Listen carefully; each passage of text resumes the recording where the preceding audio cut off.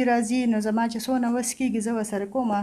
خو ما وی چې تاسو راشئ د دوی دا حال وګورئ که نه دوی بیمار دي. ما چې څوک ورسره هیلپ وکړي دونه چې د دوی د علاجونه پې کېږي. لکه علاجونه دوی چې د پروټو راکمې خبرې وکړي یا د خوراک ته خو د کور حال نو نن سبا خو خلک ځان له بالکل سکولی نشي. نو دونه دوایانې دونه هر څه کې به بیا انسان څه پروټ وخوري که نه.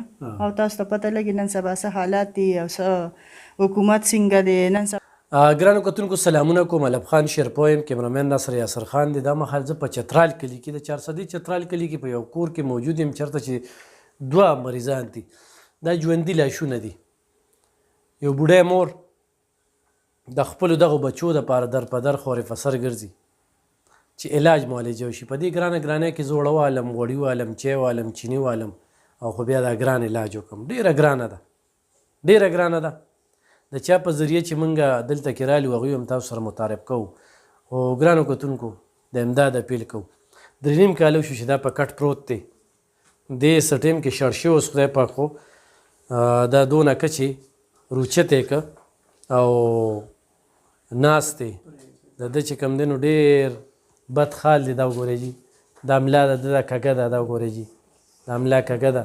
دا مور چې کومه ده د زوی دپاره ډېره زیاته پریشانه ده. هغه خور چې کومه ده هغه خو هم بیماره ده.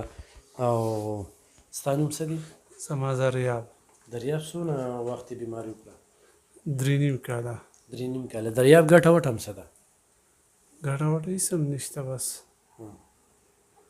واده دې کړی؟ نه جي. ښه نو دا مور دلې ګرځي بس؟ او جي. علاج معالجه؟ او جي بس ګرځېدی شي؟ او جي. مخکې بالکل ګرځېدی هم نه شوي؟ نه جي. دریاب ډاکټران خو څه وایي چې ستا په علاج باندې څونه خرچه راځي؟ داسې ډاکټرانو خو بس دغه کړو خو بس دا الله پاک لږ ډېر ګزاره شوې ده. او جي هغوی دغه کړو مې ته نه ټیک کېږي.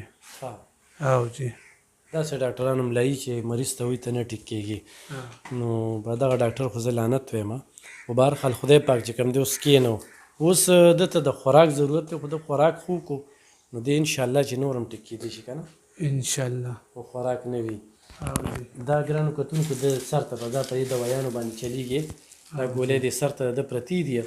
دا یو غونډ فایل دی. دې فایل ته وګوره چې دې کې ایم آر آی سی ټي سکین هر یو شی دا ایسری چې کوم دی نو دونه ایسری کړي دي چې سم دا کوم ځای ته تللی و پسې د پېښور ته هر یو ډاکټر باندې. دریاب موبایل نمبر دې څه دی؟ زما 0310 99 139. دې ووایه 0310 99 139. ګرانو کتونکو ایخ په نیغه ورڅه په دې رابطو کې خوړلي دي ژوند څنګه روان یې اړه خو به دې ورته کېږي که نه اړه به ته کېږي یاره جي نشته نو بس ګرانې ده نو او جي پیسې نشته چې تا خوراک دین که نو بیا به ته ډېر ښه شي که نه او جي خوراک سره بیا انسان روان شي. صحیح ګرانو کتونکو موږ سره یوه ډېره تکړه زنانه چې ډېر زیات سوشل ورک یې وکړو خدمت کوي او هغوی د دې سټورۍ ته په کوم نظر ګوري دوی را سره خو هم راغلي څه وایه په دې موخه؟ بس السلام علیکم او ستاسو ډېره مهرباني چې زما په خوله راغلی. بس هر کال دوی راځي نو زما چې څونه وس کېږي زه ورسره کومه. خو ما وی چې تاسو راشئ د دوی دا حال وګورئ که نه دوی بیمار دي. ما چې څوک ورسره هیلپ وکړي دونه چې د دوی د علاجونه پې کېږي. لکه علاجونه دوی چې د پروټو راکمې خبرې وکړي یا د خوراک ته خو د کور حال نو نن سبا خو خلک ځان له بالکل سکولی نشي.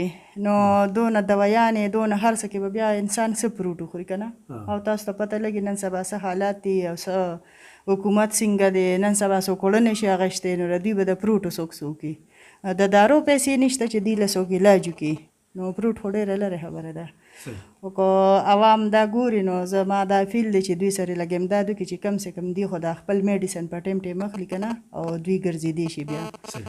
ډېره زیاته مننه ګرانو کتونکو. په دې باندې د دوی نمبر هم دی خو دوی سره امداد کوئ بالکل ورسره کولی شئ.